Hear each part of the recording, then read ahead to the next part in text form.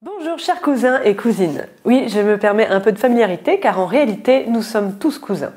En effet, le dernier ancêtre généalogique commun à l'ensemble de l'humanité daterait seulement de 3000 ans. Et tout ça, on le sait grâce à la génétique et c'est raconté dans le livre L'Odyssée des gènes d'Evelyn Heyer, nommé pour le prix du livre scientifique du goût des sciences.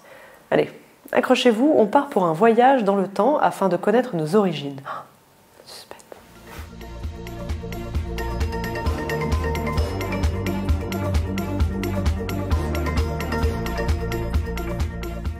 La couverture du livre, elle nous montre des peuples lointains qui marchent sur le même brin d'ADN. Une manière de représenter l'humanité liée par le génome et de montrer que les liens de parenté sont plus proches qu'il n'y paraît.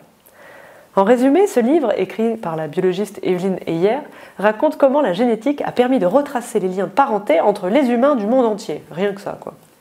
Et donc de connaître qui sont les cousins les plus proches ou les plus lointains. Pour citer un exemple, ces études génétiques réalisées dans le monde entier ont permis de savoir que 10% des hommes habitant sur le territoire de l'ancien empire mongol ont un ancêtre commun qui pourrait bien être Gengis Khan. Bref, c'est ce qu'on peut appeler un sacré séducteur.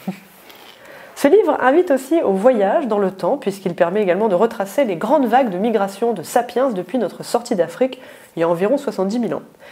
Par exemple, on y apprend que nous ne sommes pas du tout les premiers hommes à avoir conquis l'Europe et l'Asie. Quand Sapiens sort d'Afrique il y a environ 70 000 ans, Néandertal était déjà présent de l'Espagne à la Mongolie depuis 600 000 ans. Mais Néandertal n'a pas survécu très longtemps pour des raisons qu'on ne connaît pas encore, pour le moment. Personnellement, avec ce livre, j'ai appris énormément de choses sur nos origines que j'ignorais. L'étude des liens de parenté via les gènes est une science récente car le premier séquençage du génome humain a été réalisé en 2001. Les infos du livre sont donc très neuves et on découvre les croisements de sapiens avec au moins 3 autres espèces d'humains. Et dire que je connaissais que Néandertal. On apprend aussi beaucoup de la vie de cette chercheuse avec de nombreuses anecdotes géniales où elle explique la difficulté à convaincre des ethnies reculées de Mongolie ou d'Afrique pour qu'ils acceptent les prélèvements ADN par test salivaire ou prise de sang. Elle explique aussi comment son équipe a été soupçonnée d'être des espions de l'Ouest durant une mission en Russie. Aux États-Unis, c'est bien plus simple. Il existe des bases de données où les gens donnent leur séquence ADN en libre accès.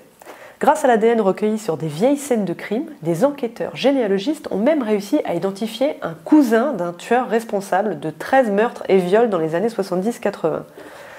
Une fois le cousin identifié, ils sont vite remontés au vrai tueur. Affaire classée 40 ans après. C'est beau ça, non? C'est beau la génétique. Attends, c'est pas ce que je vais dire.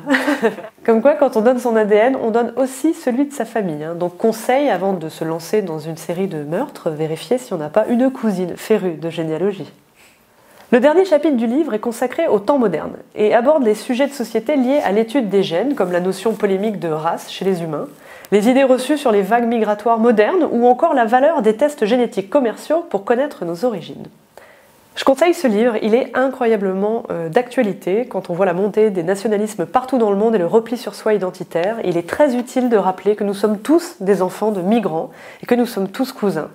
Les mélanges existent partout, même dans l'ADN des communautés les plus fermées comme les juifs ashkénazes où la mixité est visible. Et l'ADN ne ment jamais.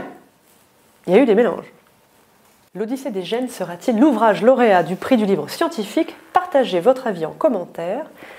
Et il n'y a plus de phrase, dis donc, et rendez. Et ça s'arrête là. Et rendez-vous en juillet pour la remise des prix.